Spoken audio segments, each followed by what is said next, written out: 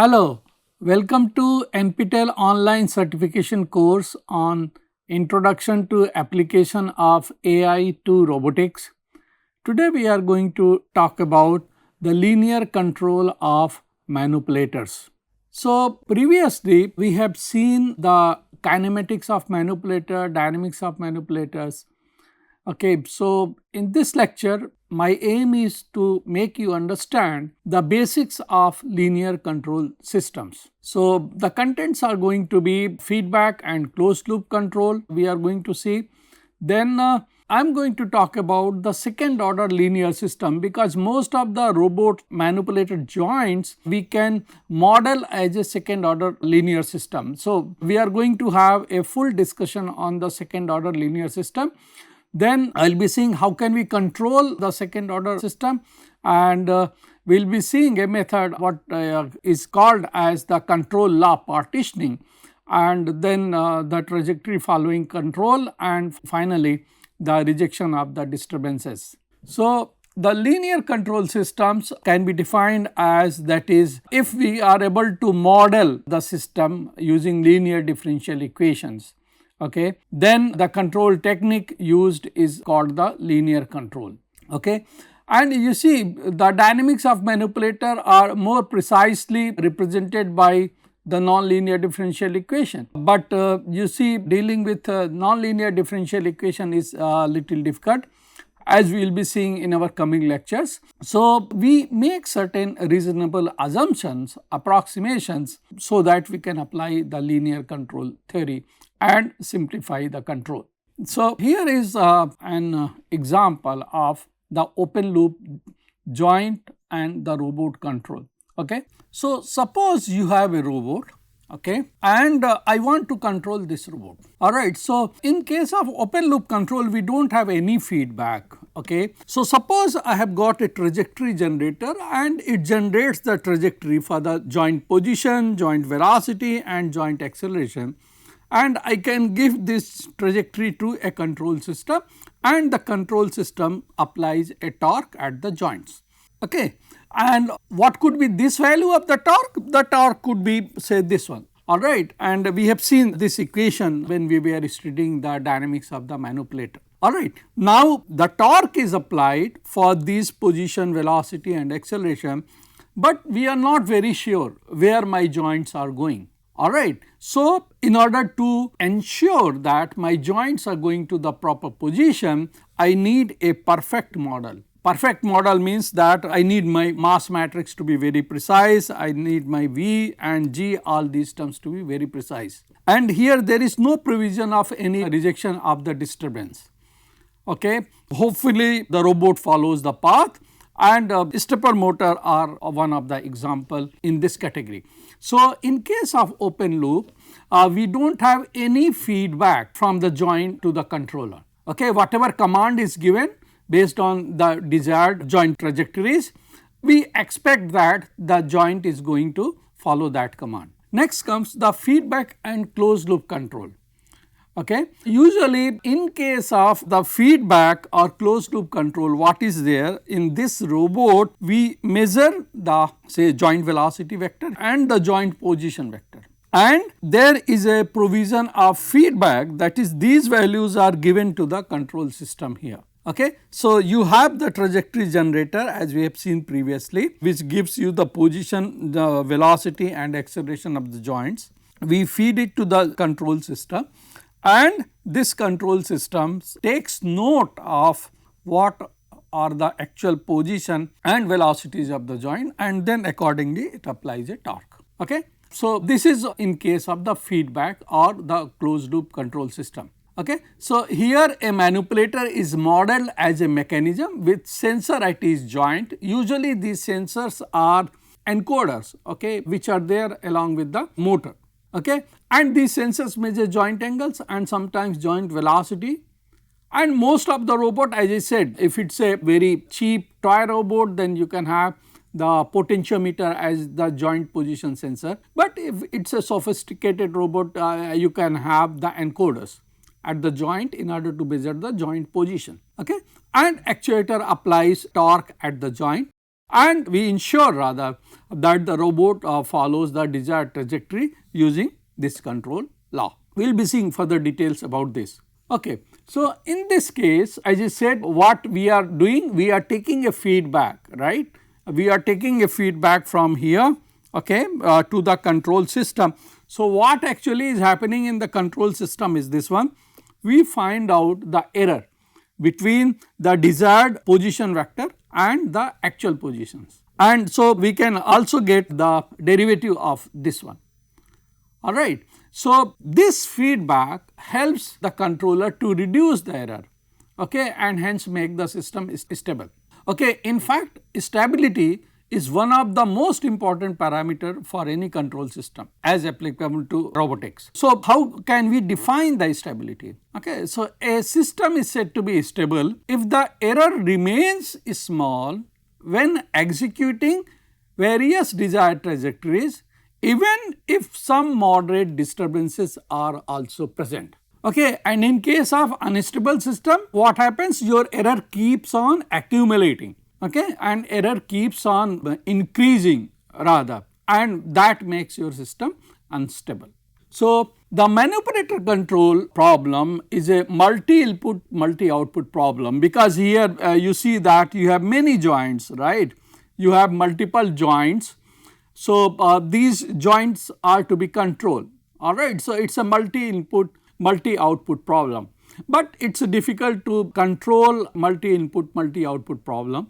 So, the simple approach is independent joint control, where each joint is treated separately. That is, say I can make n joint manipulator as a n independent single input, single output, right, system. But as I said, it is an approximation.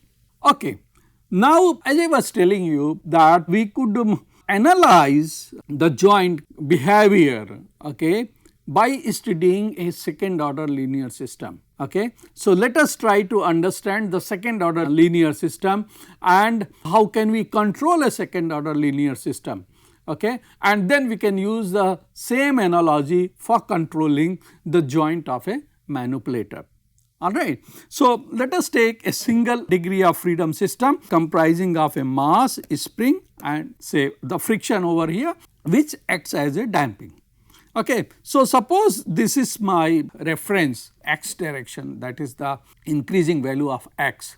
All right.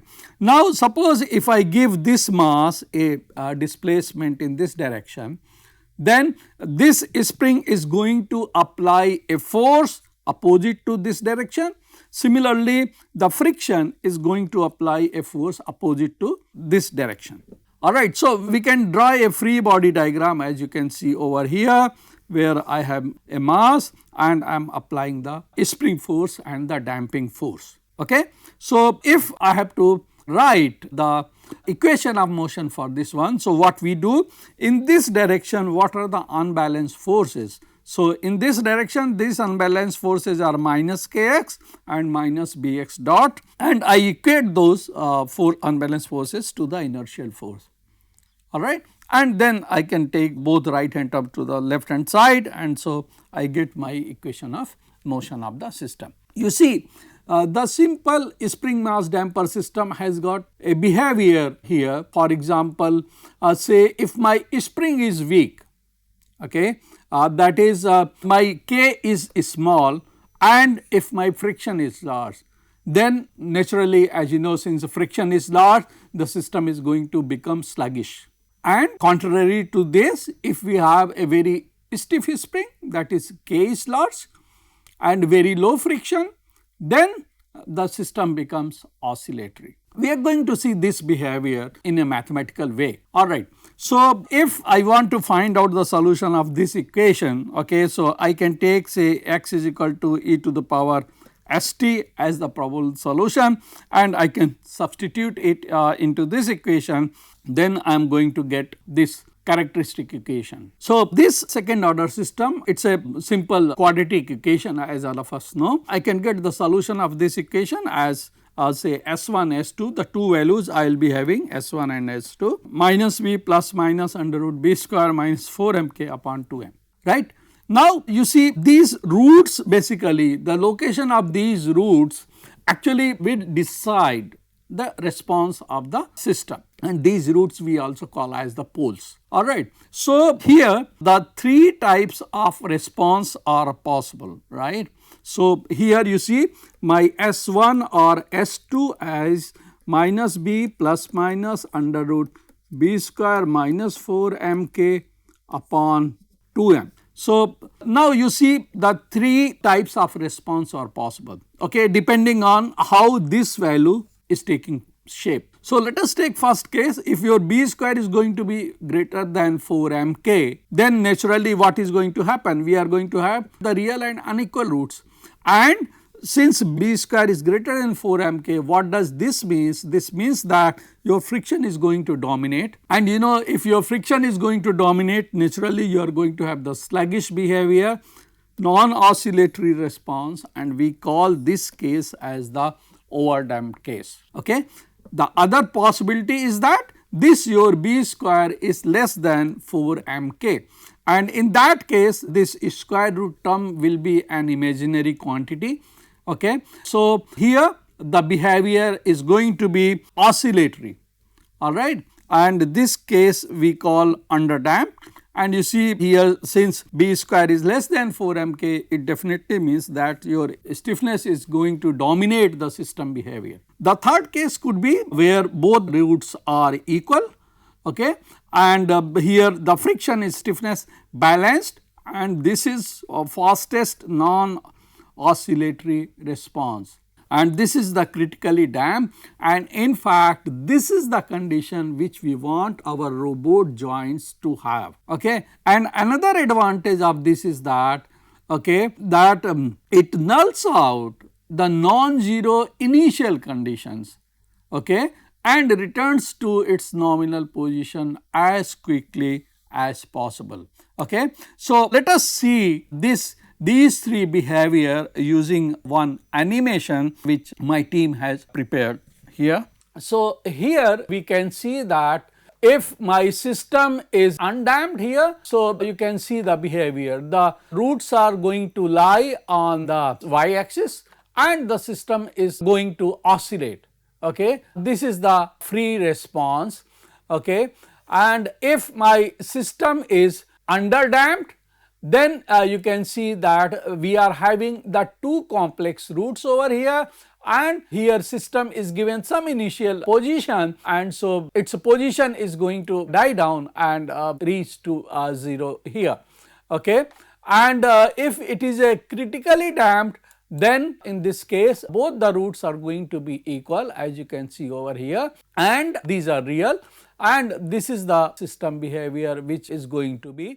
And if your system is overdamped, then you are going to have the unequal roots, the two unequal roots, and this is how your system is going to behave. Okay. Here you can see the effect of, say, increasing mass or say decreasing damping, alright, and say change in the stiffness parameter as well. Okay. So this has been coded in the Python for you to have some understanding of the system behavior. Okay. So now let us see the first case, real and unequal roots, whatever I explained to you through animation just now. So here this is going to be your expression, okay, where S1 and S2, these are the two roots. So this is the system response. So here I am indicating these two roots, and this is the system response, that is plot of xt versus time. So these C1 and C2, that is the constants that we can determine using the initial conditions, right, and these initial conditions could be initial position and initial velocity. So for velocity at t is equal to 0, what you have to do? You have to take the derivative of this equation and then put t is equal to 0 on that. Okay. Now here another interesting case could be that if the two poles far away from each other, the pole of larger magnitude can be neglected. Why? Because the term corresponding to it will be decaying to 0 very rapidly as compared to the other dominant pole. and this way the order of system is going to be reduced. And using this method, a third order system is studied as a second order. Okay. Then if we have a complex root, then say the roots are say S1 and S2. Here I use for representing the complex number. So my solution will be C1 e to the power S1t plus C2 e to the power S2t, and it's difficult this way because it involves imaginary numbers. Okay. So we can use the Euler formula to simplify this. Okay. So I can write this Euler formula, and then I can substitute for S1 and S2 in this equation. Okay. So this is what I get, and then I split it up e to the power lambda t here, and this one similarly here I split it up, and then I apply the Euler formula here to write for this part, similarly to write for this part, alright. And then we do some simplification, that is we find out the coefficients of cos mu t and sin mu t, and this is in this form, alright. And here again if I take this e power lambda t out, I have a constant C1 plus C2, which I say that it is another constant, that is the capital C1. Similarly here I write this I and C1 minus C2 as another constant, capital C2. Okay. So if I write C1 as R cos lambda and C2 as R sin lambda, I can substitute this back over here in this equation, and then I get the general solution. So this is my response basically. Okay. So you can see that you have a oscillatory term which is a cosine term, and along with that you have an exponential term which is responsible for the decaying basically. Okay. And so this is the behavior which we can predict for this system. Okay. So this is how R and lambda could be defined over here. So here are the two poles S1 and S2 shown over here, and this is the behavior of the system as we have seen in the animation. Okay. So another way of describing oscillatory second order system is in terms of the damping ratio and the natural frequency. Those who are from the mechanical background, you must have studied these things in your vibration course, right. So parameterization of the characteristic equation can be done. So I can let the characteristic equation in this form, where S1 and S2 are basically lambda plus minus mu I. So the solution for this is going to be in this form, that is lambda is this and mu is this one. Okay.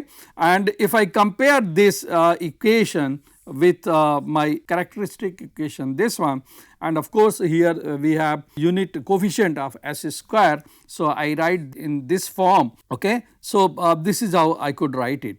And if we do not have any damping, then simply I can equate B is equal to 0 here, or I can write zeta 0 here.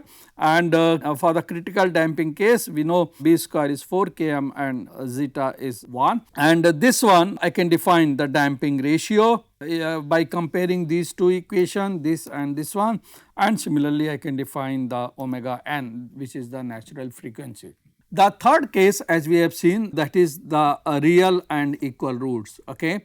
So by substituting S1 and S2 as minus B by 2m, here we get this as the response. Okay. And here you need to keep in mind that one term is C1 e to the power S1t, but other term will be C1 times t into e to the power S2t. So this is how we write the expression in case of the equal roots. Okay. So this is the equation which becomes basically, okay, and if we apply L'Hospital's rule basically, then we can see that this expression for this value to be say a constant A tends to 0 when your t tends to infinity. Okay. So these are the two roots, equal roots, and this is the response which is the fastest possible non-oscillatory response, and in fact we are interested in getting this type of behavior of a joint of a manipulator. Okay. Now let us say that we want to control this behavior. Okay. Say the system may have any natural response, it may be oscillatory, it may be underdamped. Okay, the system not returning to 0. So suppose I want to correct the behavior, okay, that is I want to control this system. Okay. So for that purpose, say in this system I am applying a force, And when I am applying a force to control this system, I can write the equation of motion like this. And as I will be seeing, by using sensor, an actuator and a control system, we can modify the behavior. So basically here I am applying a force here in order to change the behavior of this system. So we are putting basically a control law, okay, in order to change the behavior. So this F which I am applying, I am taking it in this form, minus Kp into x minus Kv into x dot. Then this is what my equation becomes, right. I am putting the value of F, this term is my F only.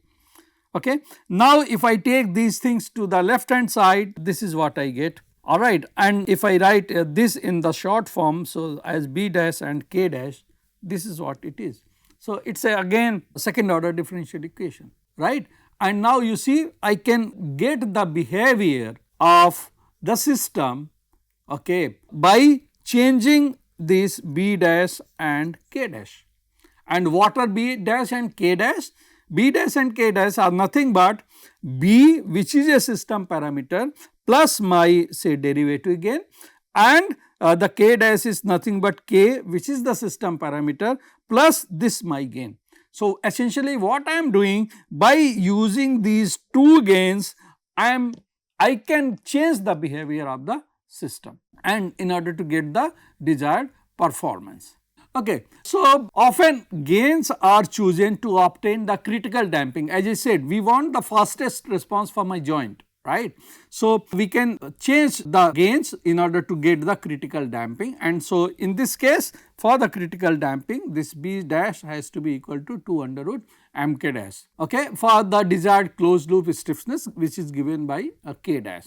Okay. These Kp or Kv may be positive or negative depending on the parameters of the original system, but remember the values of B dash and K dash, they should not become negative, otherwise they are going to make your system unstable. Alright, let us try to understand this with the help of a very simple example. Say my mass is 1 unit, B is 1 unit and K is 1 unit.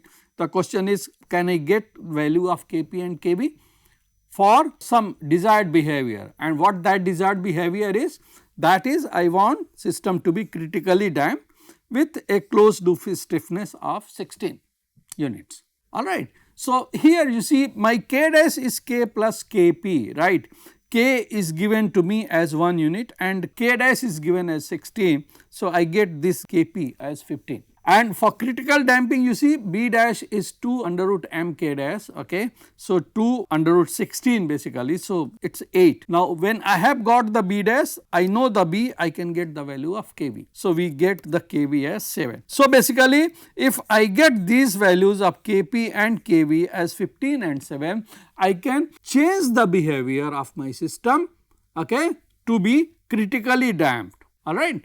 So this is how we can play with our system. Okay. There is a very good approach of controlling the joints, and that is what is known as the control law partitioning. Okay. So here basically what is done is that the control law which we have seen, that is the F which we have applied, that can be partitioned into the model based portion and the servo portion. Okay. And the idea for this is just to look the plant simpler basically. Okay.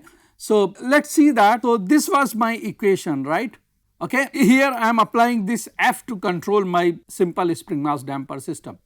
So say I am applying this F as alpha F dash plus beta, where my alpha is M and my beta is Bx dot plus Kx dot. That is alpha I am taking as this one and my beta is this one. Okay. So with this what happens? Now let us substitute in this equation.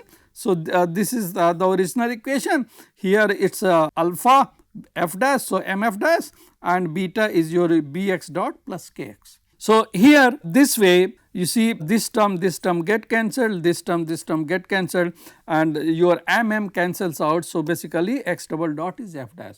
So what has happened here? Here you see the coefficient of x double dot is 1. So basically here the system has been reduced to that of a unit mass using this representing it F this way. Okay. Now I can take, say, this f dash which is over here, okay, as I can write a control law here, okay. So, minus kvx dot minus kpx, where kv is the derivative gain and kp is the proportional gain. So, what will happen? Then I can take these to the left hand side. So, this is my expression. So, here you can see that this expression, we have only the gain terms over here which are going to decide the system behavior, okay. And so, it is very simple now, right. And if you want the critical case to be here, the critical damping case to be here, okay, just here kV has to be 2 under root kp in this case, alright. So, this way we can partition that. So, here if I want to explain it with the help of a, say, block diagram. So, say this is my system, I have the position and velocity of the system as the feedback, and then what I do here, I multiply b with x dot and k with x, and here I add it up over here, and I also take this one here, multiply velocity this one with kv and x with kp, put a minus here. So, f dash is minus kp x and kv your x dot, and then I multiply this f dash by m, okay. So, that here comes your mf dash, okay, and when I add this mf dash with this term, I get the f. Alright. So, this is how it is a just a block diagram way of representing what we have discussed right now. Again we can take a simple example here, say m, b, k are of unit and my kp is say 16. So, can I find out this alpha and beta and gain kv for the critically damped system, okay. So, you see alpha is given 1, beta will be going to be x dash plus x in this case, because your b and k values are 1 only, okay. Then we can simply find out kv as 2 under root kp, which we have seen over here, alright, and this is going to give me the critical damping behavior, okay. Next, let us see what we are interested in robotics is actually the robot joints following a desired trajectory. So, if it has to follow a trajectory, okay, and say we can assume that its derivative does exist, the first and second derivative of xd does exist. So, my error is going to be the desired minus actual position, okay, and then I can write the servo control for trajectory following, say f dash as this one, xd double dot plus kv e dot plus kp e, okay. Then the controller acts in the error space, alright. So, this was my control law basically, right. Here I am writing this f dash as this one. So, what happens here, if I take this to this side, I get this expression. So, now I get an error equation. So, this is how in the block diagram way I can represent it, the same portion over here, okay. Here I am adding this xd double dot here. So, x and xd is coming from here. So, I get the error, similarly error in position, and I have x dot which is actual velocity, and I have the say reference velocity or the desired velocity. I get the error derivative here, multiply this with the kv and multiply this position error with the kp, add it up with this one, you get the value of f dash, and then here you add it with this one, you get the value of f, okay. So, this way we can design the response of the system to follow a trajectory, okay. Now, there could be a situation where we have some disturbance, okay.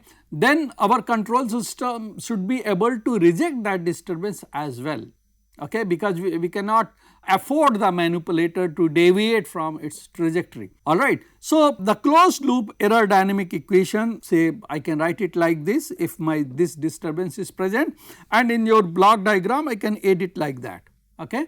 So, if say my disturbance is bounded, okay, then a constant A exists such that this value of the disturbance is going to be less than some constant, okay. Then the solution of the differential equation, that is this one which is the error basically, okay, is also bounded, alright. So, if the disturbance is bounded, then this error is also bounded, and this follows from BIBO stability, which is the bounded input bounded output stability, okay, meaning disturbance won't make system unstable, but they are going to introduce the certain error.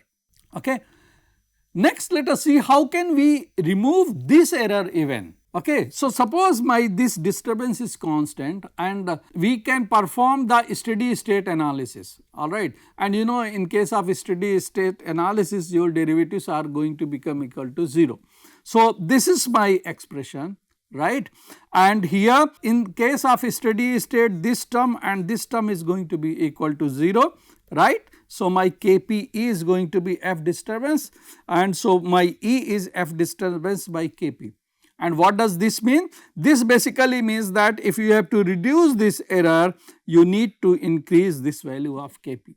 So, by increasing the proportional gain, you can reduce this value of error, but can you make this error to be 0? No, you cannot, because for that, in that case you have to take your Kp to infinity, alright. So, higher the position gain, smaller the error going to be, but the thing is that your error is never going to be 0. So, if we want to eliminate this steady state error to be 0, in control law we have to introduce this additional term which we call as the integral term. Okay. So, when I do this, this is what my error equation is going to be, and if my error is 0 for t less than 0, what does this mean?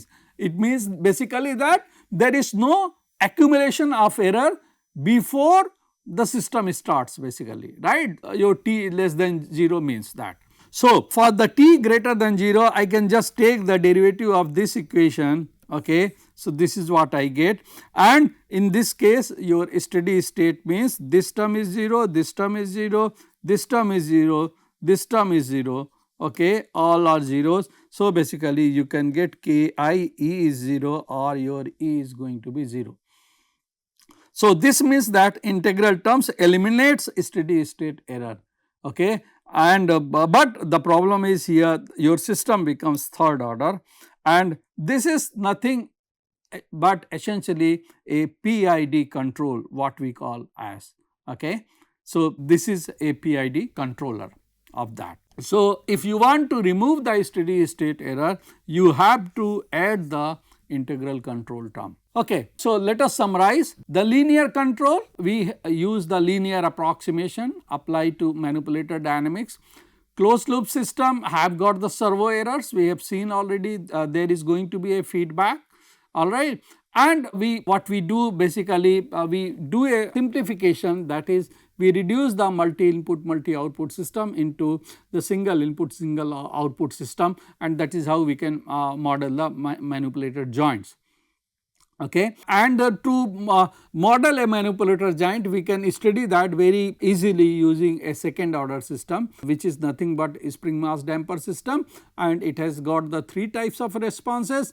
We are always interested in having the critical response, okay, because that way our system gives the fastest response basically, okay. Then we have the control law partitioning, where essentially what we do, we segregate the model based portion and the servo portion in order to simplify the design. Then we have seen the trajectory following control, where we want the robot joint to follow a definite trajectory. We can use these concepts for the workspace trajectory following also, which I will be discussing in our subsequent lectures. Okay. And for the disturbance reduction, if you want steady state error to be 0, you have to use the PID, and if you are using simple proportional controller, then definitely you are going to have the some error left out always. Okay. So, this is the reference, you can read very good textbook, Introduction to Robotics by Craig, from where I have taken most part of this lecture. Okay. And thank you.